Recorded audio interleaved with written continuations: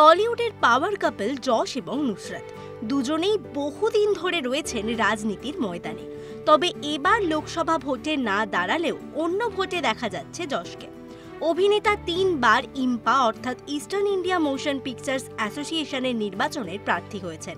সেখানেই আবারও লড়াইয়ের ময়দানে দেখা গেছে যশকে। 22শে মার্চ শুক্রবার ইম্পার এই নির্বাচন অনুষ্ঠিত হয়েছে। এই নির্বাচনেই প্রযোজক বিভাগে নাম রাখা হয়েছে যশের।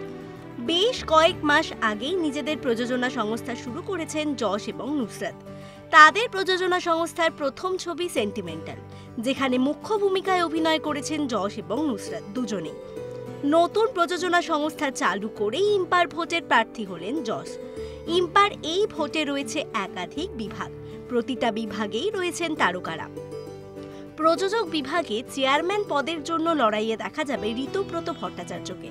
তার অধীনে রয়েছেন পিয়া সেনগুপ্ত, যশ দাশগুপ্ত প্রমুখরা। কিছুদিন আগেই এই বিষয়ে একটি বৈঠক অনুষ্ঠিত হয়েছিল, যেখানে যশ এবং নুসরাত উভয়েই অংশ নেন। নুসরাত জানিয়েছেন, আমরা নতুন হলেও সবার থেকে এতটা ভালোবাসা পেয়ে আমরা কৃতজ্ঞ। আশা করব যশ জিতবে। অভিনেতা বনি সেনগুপ্ত সম্প্রতি অভিনেতার পাশাপাশি প্রযোজক হিসেবে নাম লিখিয়েছেন। ফলস্বরূপ তিনিও এবার ইম্পার নির্বাচনে ভোট দিতে পারবেন।